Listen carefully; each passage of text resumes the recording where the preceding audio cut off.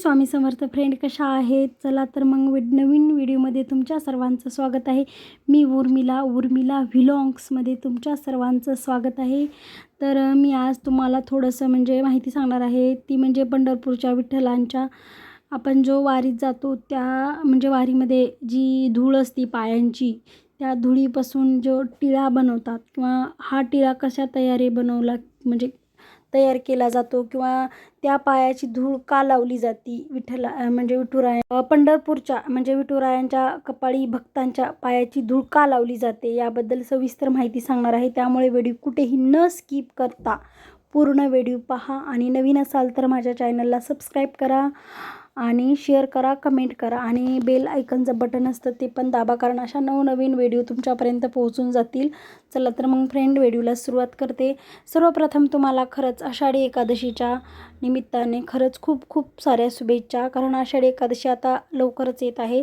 त्यामुळे सारे वारकरी जातात वारीसाठी.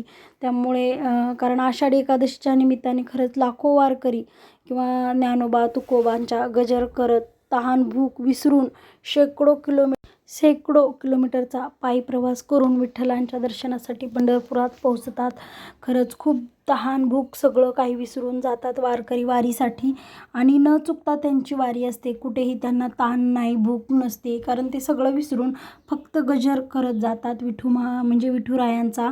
तर अशा या वारकऱ्यांच्या पायाची धूळ विठ्ठल धूळ ही विठ्ठल आपल्या कपाळी लावतात. तर आपल्या भक्तांच्या या अथक भक्ताला आणि कष्टांच्या विठूलाही ती तितक्याच प्रेमाने प्रतिसाद देतो, कारण अशा वारकरी संप्रदायिक मानले जाते की म्हणूनच विठ्ठलांच्या पूजेदरम्यान त्यांच्या कपाळावर चंदनाच्या टिळ्यासोबतच ते चंदनाचा टिळा लावतात. त्या टिळ्यासोबतच वारकऱ्यांच्या ज्या पायाची धूळ असते ना, ती पायाची धूळ ही लावली जाते. अनोळखी परंपरा आहे ही, कारण लाखो वर्षापासून ही वारकरी जी पायी वारी करतात किंवा वारकऱ्यांच्या पायाची धूळ कपाळावर लावण्यामागील श्रद्धा आहे.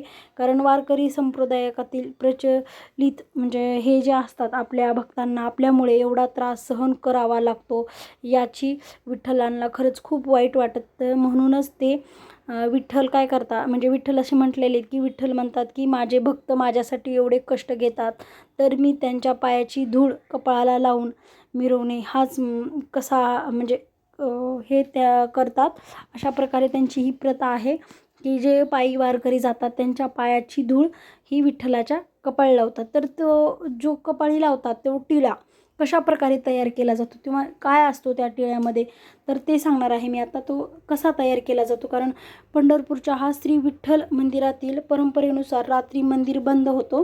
मंदिर बंद झाल्यानंतर दिवसभर फक्त ज्या मार्गाने दर्शनासाठी गेले त्या रांगेतील माती गोळा केली जाते आणि ती माती जाळून त्यामध्ये चंद्रभागा नदीचे पाणी आणि अंबीर मिळवला जातो. जे आबीर असतो ना, आबीर मिळवला मिक्स केला जातो. त्यानंतर तयार झालेला हा पवित्र मातीचा टिळा दररोज विठ्ठलांच्या कपाळाला लावला जातो. असं वारकरी संप्रदायांच्या या टिळ्याला भक्तांची चरणेची प्रतीक मानले जाते.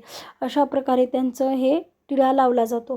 तर अशा प्रकारे ही माहिती सांगितली आहे मी तुम्हाला की टिळा कशा प्रकारे केला जातो किंवा विठ्ठल का लावतात त्यामागीलचं पण मी महत्त्व सांगितलं तुम्हाला. अशा प्रकारे व्हिडिओ सांगितला आहे. त्यामुळे व्हिडिओ जर कुठं आवडला असेल तर लाईक, शेअर आणि कमेंट करा आणि न स्किप करता पूर्ण व्हिडिओ पाहिला त्याबद्दल खरंच खूप मनापासून धन्यवाद. श्री स्वामी समर्थ फ्रेंड. चला तर मग नेक्स्ट व्हिडिओमध्ये भेटू. तोपर्यंत काळजी घ्या तब्येतीची, स्वस्त राहा, मस्त राहा. श्री स्वामी समर्थ. आणि कोणीही नवीन असेल तर त्यांनी चॅनलला नक्की सबस्क्राईब करा, लाईक करा आणि बेल आयकॉनचं बटन दाबा. आणि व्हिडिओ जर आवडला असेल तर लाईक, शेअर आणि सबस्क्राईब करायला विसरू नका फ्रेंड. चला तर मग नेक्स्ट व्हिडिओमध्ये भेटू. तोपर्यंत बाय बाय. श्री स्वामी समर्थ.